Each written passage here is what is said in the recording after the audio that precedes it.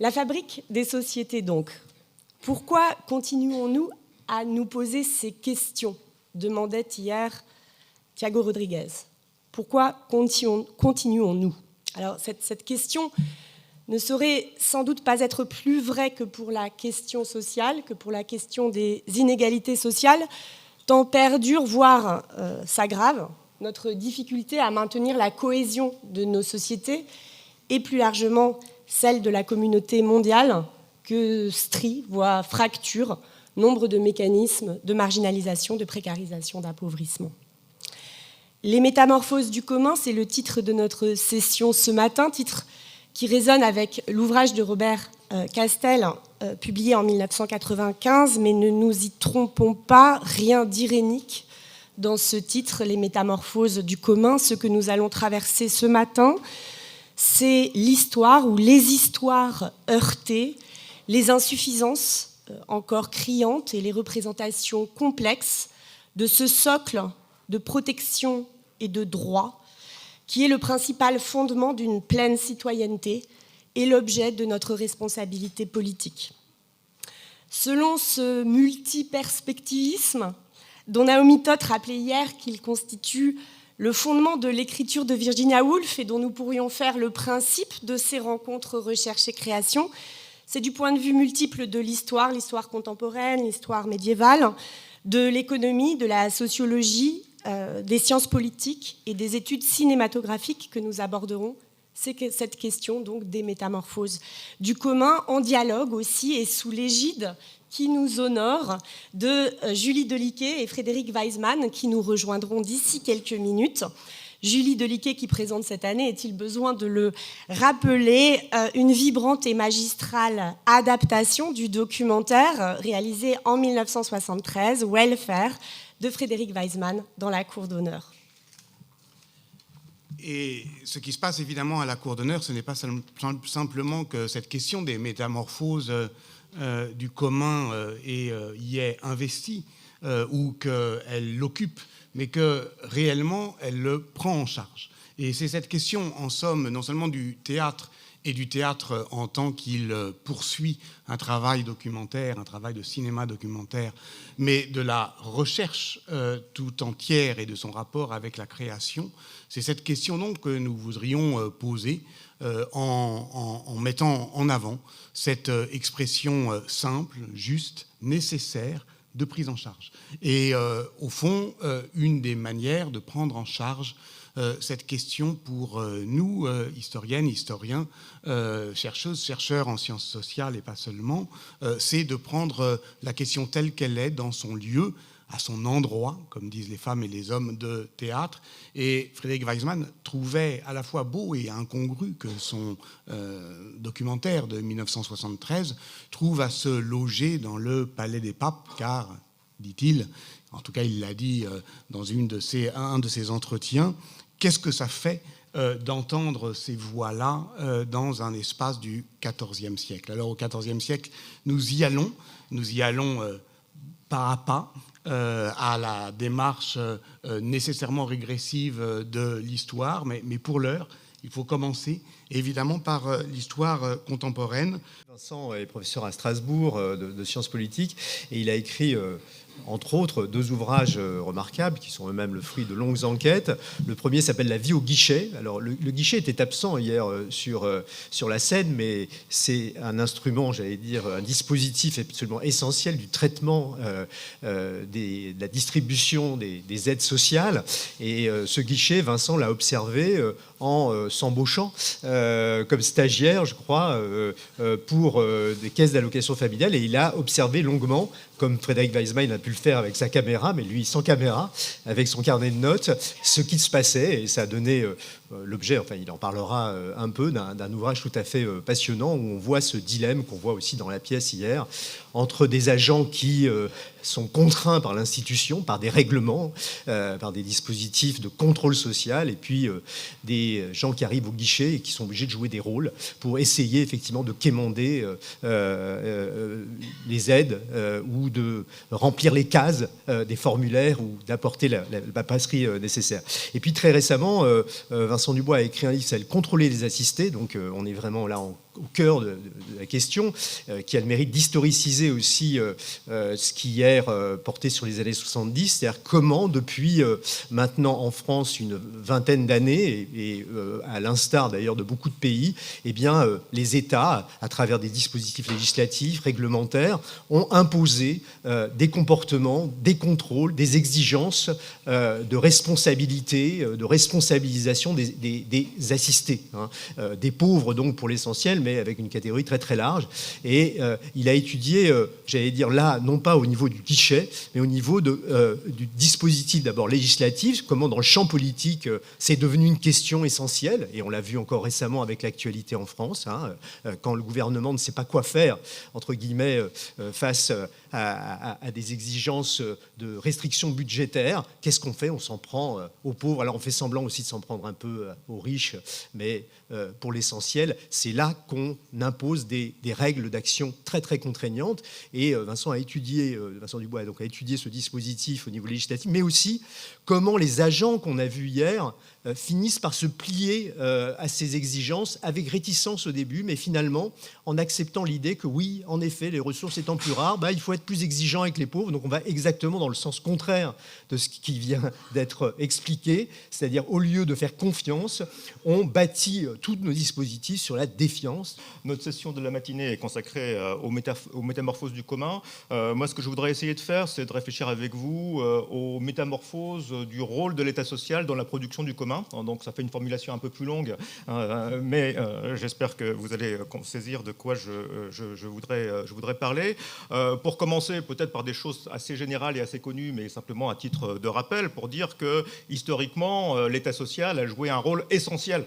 dans la production du commun. L'État social, dont je ne vais pas évidemment retracer la genèse ici, hein, mais qui, au fur et à mesure de la constitution d'un système dit assurantiel, hein, eh bien, est parti donc d'abord de la définition de risques sociaux définis comme risques collectifs, hein, donc à l'inverse de ce qui a été dit tout à l'heure. La pauvreté n'est pas le fait des individus qui sont tombés dans la pauvreté, mais elle renvoie à des conditions structurelles, hein, de même que la santé, la vieillesse, le chômage, hein, ne sont pas réductibles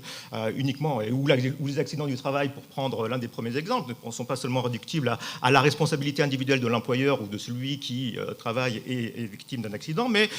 fait partie, hein, est inhérent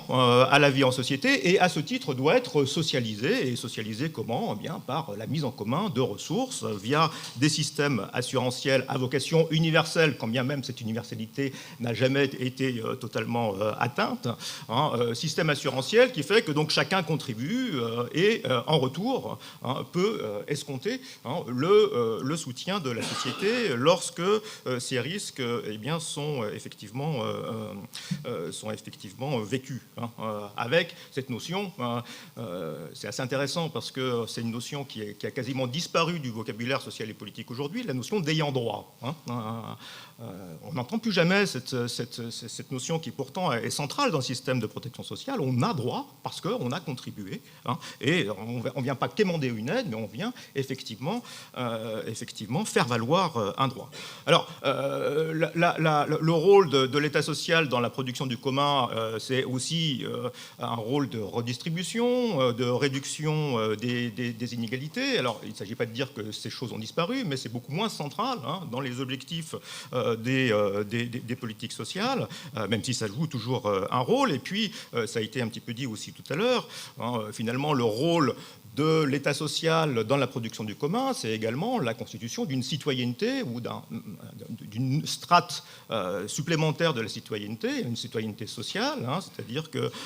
la constitution des individus, comme je le disais à l'instant, comme des ayants droit, c'est-à-dire des individus qui sont des sujets de droits sociaux qui sont à la fois l'aboutissement et la condition de pleine réalisation des autres catégories de droits civils et politiques en particulier. Voilà, cette espèce de rappel très très rapide en guise de préambule, n'était pas du tout destiné à l'évocation nostalgique d'un quelconque âge d'or qui n'a jamais totalement existé. On n'était pas non plus destiné à dire qu'aujourd'hui, il y a une remise en cause systématique, totale, et que tout ça a disparu, mais était destiné à mettre en perspective des inflexions qui, effectivement, sont apparues, alors selon des chronologies, des rythmes et des intensités variables d'un pays à l'autre, mais un petit peu partout dans les pays d'Europe occidentale, au moins depuis le début des années 90, inflexions qui éloignent ce projet global d'intégration sociale, conduisant donc à ce rôle central de l'État social dans la production du commun. Alors là aussi, quelques éléments rapides pour commencer. On parle beaucoup de dualisation de la protection sociale. En fait, il faudrait même parler de tripartition de la protection sociale, puisque même si le socle assurantiel reste, fort heureusement, il est en quelque sorte évidé d'une part par le transfert au privé via les compagnies d'assurance, pas encore totalement la capitalisation pour la retraite, mais bon, ce genre d'évolution. Et puis, il est évidé aussi, j'allais dire par le bas, par une forme d'étatisation, avec... Alors, j'ai toujours beaucoup de scrupules à parler de retour, mais enfin, de fait, à une forme de relance revisitée d'un système plus assistentiel, donc financé par l'État, par le budget de l'État et plus par la contribution, et donc ciblé sur des populations particulières, au contraire du rêve ou du projet d'universalité porté par l'État social dit classique. Alors, c'est sur ce troisième élément que je voudrais essentiellement intervenir, avec donc une tendance à la conditionnalité de l'aide, qui revient sur le caractère inconditionnel, sans contrepartie du modèle de l'État social classique. Donc des prestations qui sont davantage ciblées, à l'inverse du caractère universel, là aussi, de l'État social classique, et aussi, on y revient, une forme d'individualisation des aides, au contraire du collectif, individualisation qu'on voit de différentes manières, alors qui, encore une fois, repose sur le postulat selon lequel les individus sont responsables de leur sort, y compris quand leur sort, c'est le chômage et la pauvreté, et qui se marque très concrètement par des prestations qui sont censées être ajustées au cas individuel. Dans la littérature états-unienne, on parle d'un passage du one size fits all au tailored welfare, donc du prêt-à-porter au sur-mesure, merci, au sur-mesure. Alors, ce qui a évidemment des avantages, mais ce qui donc individualise énormément la distribution des aides, par aussi toute une série de dispositifs, comme les dispositifs contractuels. Comme le disait Émile Durkheim, tout n'est pas contractuel dans le contrat, et donc des contrats qui engagent les personnes qui reçoivent beaucoup plus que les administrations qui font signer ces contrats, avec une individualisation qui porte aussi sur l'action ou le contrôle des comportements individuels, en lieu et place de l'octroi, donc, comme je disais, inconditionnel d'aide sociale. Alors, ce que je voudrais dire ici, c'est que ces tendances contribuent à ce que les administrations et le fonctionnement quotidien des administrations de la protection sociale jouent un rôle absolument central et majeur,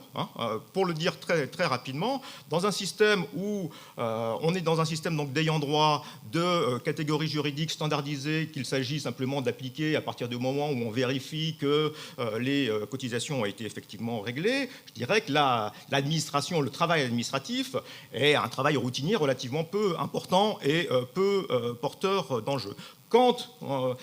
les aides sociales sont attribuées non plus à partir de règles standards, mais sur la base donc, des situations des personnes, voire de leur comportement, le travail de l'administration, c'est évaluer, juger, statuer sur des cas, décider.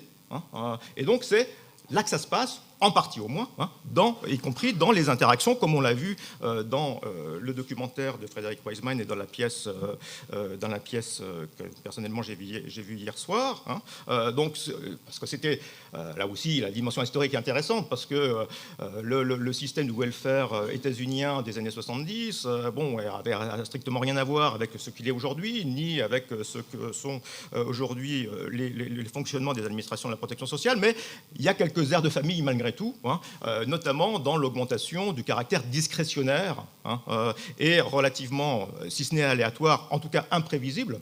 de la distribution des aides. Alors, je ne voudrais pas du tout oublier que ces administrations de la protection sociale ont une fonction essentielle qui est aider, permettre de survivre. Il y a une fonction qui est quand même absolument majeure qu'on oublie, c'est que, qu'on oublie trop souvent dans les discours habituels, c'est que si tout ça n'existait pas, eh bien, il y a dans un pays comme la France un taux de pauvreté qui serait nettement supérieur à ce qu'il est déjà. Donc je n'oublie absolument pas ça. Néanmoins, je voudrais plutôt me situer, si je peux faire cette vague métaphore cinématographique, du côté obscur, non pas de la force, mais du côté obscur de l'état social et de ses transformations, pour montrer un certain nombre d'évolutions liées à ce que j'évoquais en préalable, qui font que cet état social, dans son fonctionnement quotidien, se fait de plus en plus contraignant à l'égard de celles et ceux qu'il est là pour aider. De plus en plus contraignant, ce qui aussi contribue à l'éloigner de la production du commun sur lequel nous réfléchissons ce matin. Alors, pour illustrer ces tendances et ce mode de fonctionnement, je voudrais revenir assez rapidement, puisqu'on m'a demandé de faire court, sur 4 opérations essentielles qui ne disent pas toute la vérité de l'administration de la protection sociale, mais qui sont encore une fois très illustratives de ces tendances sur lesquelles je voudrais attirer votre attention. 4 opérations qui sont triées, stigmatisées, contrôlées et sanctionnées. Alors, trier, tout d'abord. On peut se dire que le classement, c'est une opération classique du travail administratif. Il s'agit effectivement de mettre les gens dans les cases, les faire correspondre à des critères légaux, réglementaires, etc. etc. Sauf que dans le cas présent, en tout cas dans l'administration des aides sociales, les critères du tri sont beaucoup plus appréciés au cas par cas. Il y a une formule que mes enquêtés utilisent souvent. Il s'agit d'établir la situation, donc de définir, souvent dans le face-à-face, parfois dans des enquêtes, la vérité d'une situation sur la base de critères qui sont apparemment simples et qui sont en partie codifiés, mais dont la définition précise et concrète est très très souvent réalisée en situation, justement. Si on pense à des principes, à des critères qui sont centraux dans l'octroi d'un certain nombre d'allocations, comme le critère de l'isolement, par exemple, c'est un critère apparemment simple. Et je n'ai pas le temps de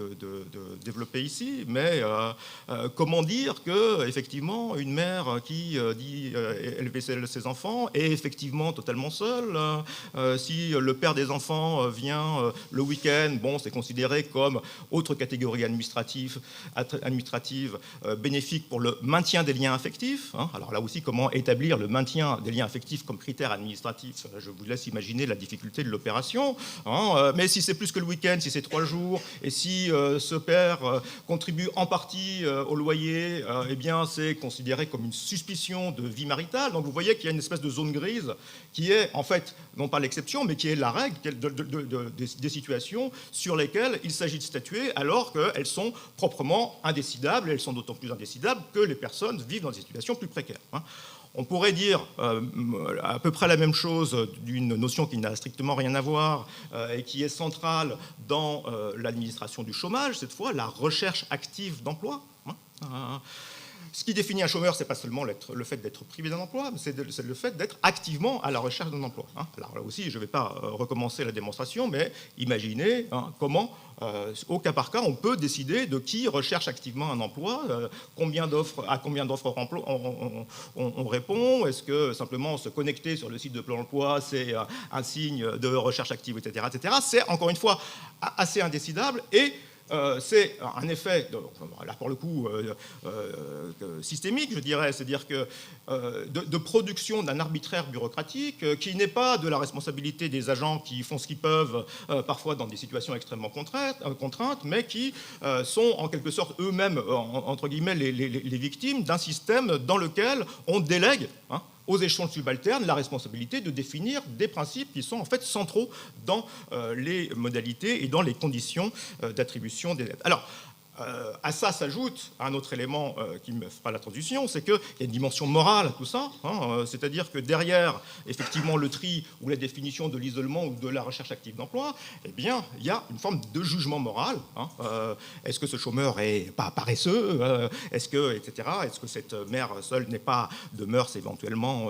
peu recommandables, etc. Alors, là aussi, il ne s'agit pas de dénoncer les agents individuels de ces administrations qui font ce qu'ils peuvent, mais alors, et là encore, sans vouloir dire qu'on est dans un retour à une forme très ancienne de représentation de la pauvreté en termes de mérite, malgré tout, là aussi, il y a des heures de famille, parce que ce tri, c'est aussi va faire le départ entre ceux et celles qui sont considérés comme méritants et ceux qui ne le sont pas, qui nous renvoient à une histoire séculaire de la manière dont les sociétés gèrent leurs pauvres. Alors, cette dimension morale, c'est mon deuxième point, se retrouve tout à fait dans des processus de stigmatisation qui, là aussi, ont toujours existé d'une certaine manière, mais qui sont aujourd'hui sans doute beaucoup plus forts que ça ne l'était il y a une trentaine d'années, par exemple. Alors, il ne s'agit pas de rendre responsables les administrations de la protection sociale de ça, dans la mesure où c'est aussi le produit de l'évolution de tout un discours politique, public, de représentation sociale, qui font de celles et ceux qui bénéficient de l'aide sociale l'inverse de citoyens à part entière et de l'accès à la protection sociale, l'inverse d'une forme de reconnaissance de leur pleine et entière participation à la vie sociale, puisqu'on les place en quelque sorte hors du commun. Que demander un droit, demander une aide revient moins à faire valoir un droit qu'à se placer en position de commandeur, avec ce processus d'infériorisation qui est extrêmement important et qui est exprimé avec cette notion qui a fait Flores d'assister, qui est d'ailleurs aussi, mais je n'ai pas le temps de le développer, un facteur de non-recours, la stigmatisation contribuant à dissuader les personnes qui pourraient avoir droit de demander leurs droits. Alors, troisième élément, cette stigmatisation va de pair avec le développement de la suspicion à l'égard des bénéficiaires d'aide sociale, qui renvoie donc là aussi au développement inédit des pratiques de contrôle. On n'a jamais autant contrôlé les bénéficiaires d'aide sociale qu'aujourd'hui, alors que rien ne prouve que la fraude ait effectivement augmenté. Ce n'est pas du tout la réponse à un problème objectif. Il y a aujourd'hui un arsenal qui est extrêmement complexe de technologies de surveillance, statistiques, croisement de données, constitution de fichiers, jusqu'au renouveau des formes les plus traditionnelles de contrôle social via des enquêtes à domicile qui sont essentiellement ciblées sur les personnes les plus précaires. Et donc, plus les personnes sont précaires, plus elles sont soumises au contrôle, alors même que là aussi, rien ne prouve que ce soit dans ces catégories que la propension à la fraude soit la plus élevée. Bien au contraire. Alors, dernier point, et j'en aurai terminé. Après le contrôle, eh bien, la sanction. Alors certes, dans un système social comme le système français, on est très très loin des processus de criminalisation de la misère qui ont été largement démontrés dans le cas des États-Unis avec une sorte de combinaison entre système social et système carcéral. Néanmoins, depuis ces dernières années, on assiste à une définition extensive de la notion de fraude qui contribue à considérer que les bénéficiaires sont a priori suspects d'abus et que les bénéficiaires d'aide sont donc de plus en plus exposés non seulement à des demandes de remboursement, mais à des suppressions des allocations, à des pénalités administratives, y compris à des poursuites pénales, avec là aussi un ciblage de fait. Il ne s'agit pas de dire que c'est tout à fait sciemment conçu comme tel et encore moins assumé politiquement, mais un ciblage de fait sur les plus précaires. Les bénéficiaires du RSA, pour ne pas les nommer dans le cas français, ici, avec, pour donner simplement cet exemple, aujourd'hui, il faut savoir qu'il y a plus de condamnations au pénal pour fraude aux prestations sociales que pour fraude fiscale. Alors même que... Point de suspension, le delta, si vous voulez, entre le montant de la fraude aux prestations sociales et la fraude fiscale est extrêmement important. C'est à minima de 1 à 40. Donc on n'est pas du tout dans le même ordre de grandeur. Et je terminerai là-dessus en disant que finalement c'est une bonne illustration d'une notion que développe Michel Foucault à la fin de Surveiller et punir. C'est la gestion différentielle des illégalismes qui a fortement augmenté en lien avec ces métamorphoses de la protection sociale, avec un État social qui donc a été historiquement et reste central dans la production du commun, mais qui a subi des évolutions et des pratiques qui peuvent conduire à l'inverse de la production du commun, à l'intensification de la suspicion, de la mise à l'écart, et aussi, de façon un peu perverse, de la mise en concurrence des pauvres à l'égard du bénéfice possible d'aide sociale. Je vous remercie.